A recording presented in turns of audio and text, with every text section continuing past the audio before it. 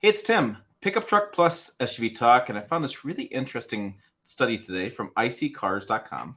They were talking about used vehicle pricing. And they talked a lot about EVs, and we've talked about this a little more, and I'll show you some stats on that as well. But I asked them for some details on used truck sales numbers and how much they have gone down in value in a year. And I got the details. They are, interesting. So, hey, I'm going to dive into the story. I just published it on pickuptrucktalk.com. That's the website you need to go to for all the stuff that I don't talk about on camera here in the video. So it's up there in the corner, but I want to talk about a few of the things before we get to that story. So you see the main story here was about used EVs prices plunge, unsold new EVs languish in lots. It's been a topic for last week here in the media and the news circles I go through. And basically used EV pricing has plunged nearly 30% year over year. 30. It's massive. I just saw a Tesla Model 3 sedan. Pricing now is down $16,000 year over year.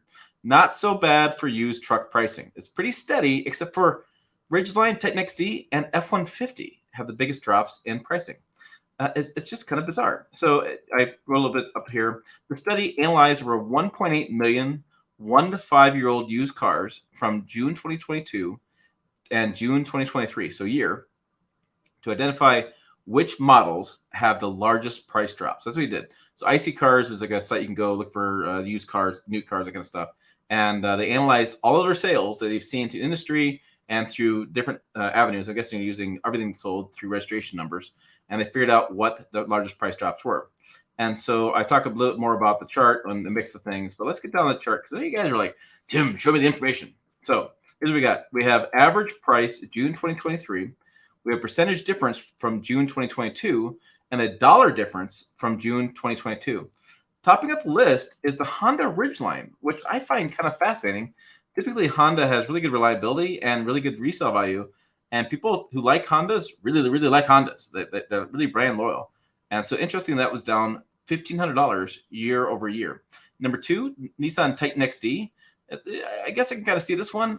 It's a limited supply on that one. It's the light heavy, or was it the heavy duty half? It's not quite a 3/4 ton, not quite a half ton. The Ford F-150 was down $1,254. That's really interesting. I mean, Ford has a lot of fleet sales, we know that, but so does Chevrolet, and they didn't see the same kind of price drop. Chevy Colorado, holding fairly steady, down $946. Toyota Tacoma is down $973, which again is really fascinating because Tacoma has really well known for holding to reliability. A lot of people are like, I'll just buy a new one rather than use one, because you can't buy a new used one for the used price. I mean, it's just, people always like, I just will buy new. The price difference is so close. So that's interesting. It's down 2.5%. The Chevy Silverado, another high volume vehicle, was down $992. So just not much of a difference there with the Ford 50. Nissan Titan, $795, the regular half ton. The GMC Sierra, $988. So we're seeing more inventory buildup, which is causing these differences in cost and going down. Until we get down to the Ram 1500. The Ram 1500 actually saw resale value climb higher. So year over year, people are paying more for a used Ram than they did year before. So Ram has actually increased in value. So this idea of depreciating asset, well, there goes that idea. It's increased in value. The Toyota Tundra, which I guess is not so much a surprise, because the new Toyota Tundra has a lot of changes and a lot of people are very cautious on that truck. You're saying that sales went up. And so people really want used Toyota Tundras right now. Those sales are going higher, which it'd be interesting to see what happens as they build more volume of the 22 and 23, the new Toyota Tundra, and as they work out some quirks. I wonder if that's going to change at all. And then finally, topping off this is the Nissan Frontier was up $1,248, as for 4.3%. So it's actually the used value of the Nissan Frontier is up, which again, I don't know if it really surprises me. The Frontier had some changes, like in 19, they put new engine in there. And then I think in 21, they made some changes to the interior and exterior. But really, that powertrain is a naturally aspirated engine, and there is no turbocharger for that. And so I think we're seeing here, and what this is kind of telling me, is Ram, Toyota, and Nissan Frontier are all three trucks that don't come with turbocharged engines. GMC Canyon now does. GMC Sierra does as well, 2.7 liter. Nissan Titan, well, that's got the 5.7 liter V8. I just think that that's probably because there's not very much volume in the Nissan Titan. The Chevy Colorado has 2.7 liter. The Tacoma, the new one, that has not sale yet. So my point's not always that valid, but that will have a turbocharged engine. So will the Colorado. F-150 has one, and the Honda Ridgeline has just a V6. So I don't know. It's interesting. Is it an engine issue? Is it the tried and true? Are these? I mean, the Ram 1500 now. If you look at the reliability reports I've been doing online and different things I've been talking about, the Ram 1500 is now better reliability than the Toyota Tundra. So reliability factor into this. I mean, Nissan, as the Frontier, is actually known to be a really reliable truck. If you do the Tacoma versus Frontier, you almost can flip a coin. They're both known as reliable trucks. And so it's interesting to have these three at the top of our list as far as appreciating assets. Overall, truck average is down 1%, $430. National overall average, this is for cars too and SUVs, it's down 3.6%, $1,237. And this is IC Cars data. There's a link you can click to and you can see the whole study. But I'll show you the study because I think the study is pretty interesting as far as the overall numbers. So yeah, they're saying electric vehicle prices collapse even as overall used car market stabilizes. And they had a chart, which the average 1 to 5 year old used car prices by month chart.